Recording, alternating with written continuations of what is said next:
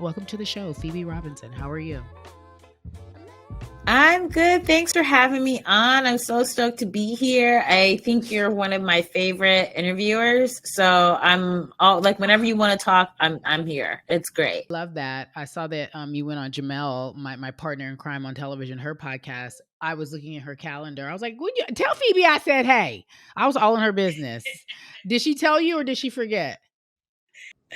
She did. You Oh, guys okay. together are just it's so great. It's so great to watch. Well, we have a really, really, really interesting, great friendship, and I think that there is a lot of the when you recognize it in other women, you want to be around it. So I think that might be one of the many reasons I was a fan, obviously from your first HBO special, but I literally was like, you.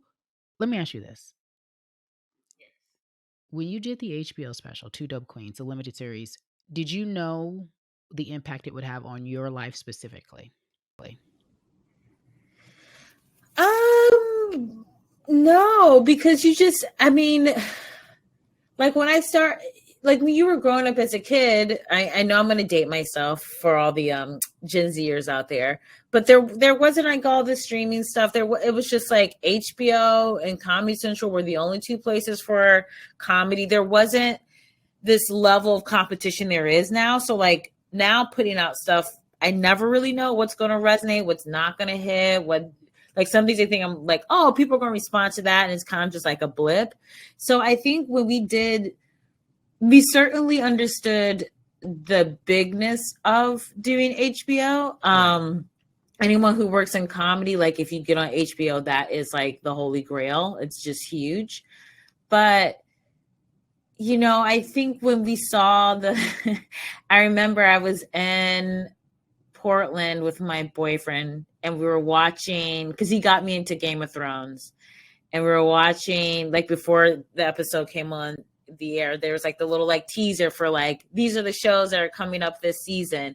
And we saw like just like the clip of Jess and I on stage. And I was just like, oh, wow, like we're in an ad on HBO. That's when I was like, oh, this might actually be more than just like five people watching. You're like, this is a big deal. Yeah. Yeah, because when you do it, you just sort of like, as you know, when you're doing anything, your head is so focused on the work that you kind of can't get outside of that to sort of like take in the bigness of the moment. You just have to focus. Mm-hmm. And so when you do have those moments, you're like, oh, okay, like I'm not just doing this in a Mm-hmm. vacuum, you know? You are speaking the truth as I lean into the mic. You are speaking the truth. When you are so focused on what you need to do, you don't even I and I'm sure you can relate. You don't be like, oh, I forgot to tell you I'll be here and I'm doing that. Like you're just so if in the moment you're so focused. I think that when I think of comedians, and I don't know if you've been listening to this podcast, Smartless. I shouldn't talk about other podcasts, but I've been listening to this podcast called Smartless. And they were talking about lives of comedians, and it's Jason Bateman and Sean Hayes and Will Arnett, and they were like, it's sad. Like Maya Rudolph, who I love, was on there. She goes, it's really sad and it's dark. Would you agree? I I think for me, I wouldn't say sad and dark because I'm not struggling with any particular demons, but Hmm. I do think there is a loneliness aspect to it, especially when you're torn. Like I have my special coming out on HBO Max, my first solo stand-up special, and you know, I was supposed to tour. I was supposed to tape it last year, so I spent probably 8 months in 2019 touring, and you just bop around from city to city, and like you're living in a hotel. Sometimes the hotels like aren't that great, they're not that clean.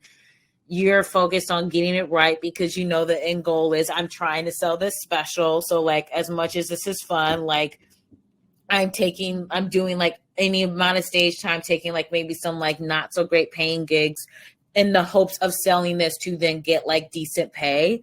Um, and I think it's like you just spend a lot of time by yourself. And I am a person who I like traveling, but I don't like it when it's like every single weekend I'm in a different city. Like that to me, I'm like, Mhm. I need to have a place of like a sense of home. I need to like Mm. have like my space and my serenity. So for me, I think that touring stand up can be lonely. And I'm sure other comedians feel like that. So maybe that's perhaps why they turn to drugs. Like I, don't know everyone's story. So I don't want to make that generalization. But I do think there's an element of like, you are the person who comes into town, make everyone laugh, and then you just kind of have to like leave.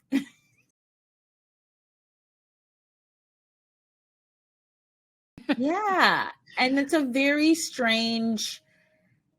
a strange profession to be like, I am so funny and interesting that I am going to stand on stage and talk for an hour uninterrupted. Like that's an Wow. ignorant thing to be like, this is what I'm going to do. You know what I Wow. mean? Well, for you And to say it so, that way is so profound. I mean, there's so much more to it, but if you just said the job description, that's amazing. yeah. And so I think that like, especially for comedians where they really need that attention to help Mm, sort of deal with whatever is going on with them internally or in their lives. right. Like when you don't have that, that is very unsettling for them. And I've done some like work on myself and during COVID. And one of the things I realized is that I'm an ambivert, which means I have both extroverted and introverted tendencies. So for me, doing a show is just emotionally and spiritually draining, which is why when I do a show, I just want to go back to the hotel room. Like I don't want to hang out. I don't want to party. I'm trying to have more fun because I'm realizing that is like not healthy. Like I need to like hang out with friends and blah blah blah. But I just like need to recharge the batteries. And so I'm not after I do a show, I'm like not craving any more interaction because I'm so drained. But if you're Mhm. not built like that, you need that energy because you can't just go do like do a show for like 1,000 people and go off stage and just go back to your hotel room by yourself. Like that's a downer.